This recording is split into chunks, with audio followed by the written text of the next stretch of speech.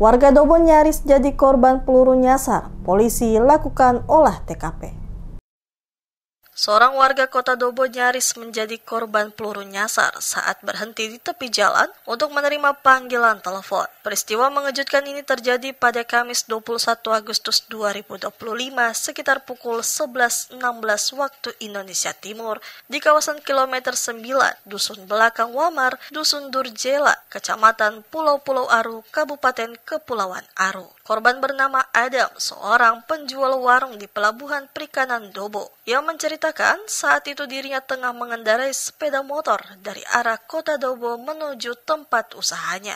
Setibanya di jembatan kilometer 9, ia berhenti untuk menerima panggilan telepon. Adam kemudian dibawa ke rumah sakit sekitar pukul 12.30 waktu Indonesia Timur. Dari hasil pemeriksaan medis ditemukan proyektil peluru bersarang di lengannya.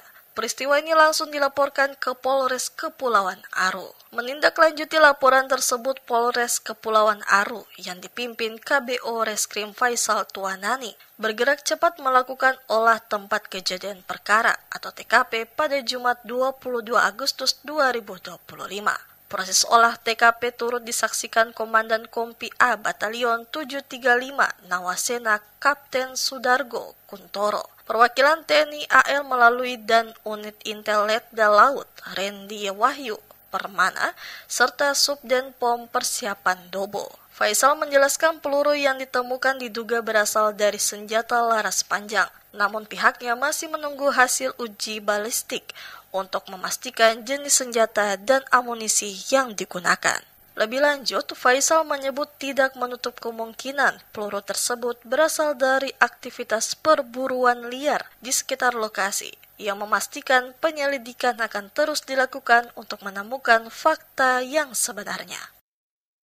Jadi untuk terkait dengan peluru nyasar, pada saat kemarin tanggal 21 kemarin, itu memang ada terjadi kejadian tentang penembakan peluru nyasar.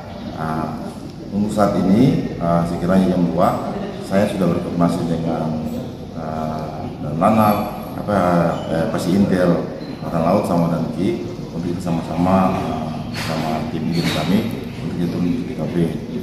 Terus korban juga dia sudah melapor di Polres, dia sudah membuat berita juga. Kita proses ini tetap kita lakukan penyelidikan. Untuk tahap selanjutnya kami akan sampaikan kepada umum.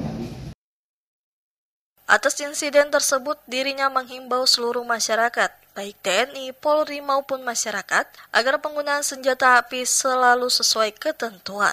Masyarakat diminta tetap tenang dan menjaga situasi Kamtibmas. Ia memastikan TNI Polri akan menelusuri kasus ini hingga tuntas. Hingga kini pihak kepolisian masih mendalami kasus tersebut sambil menunggu hasil uji laboratorium balistik.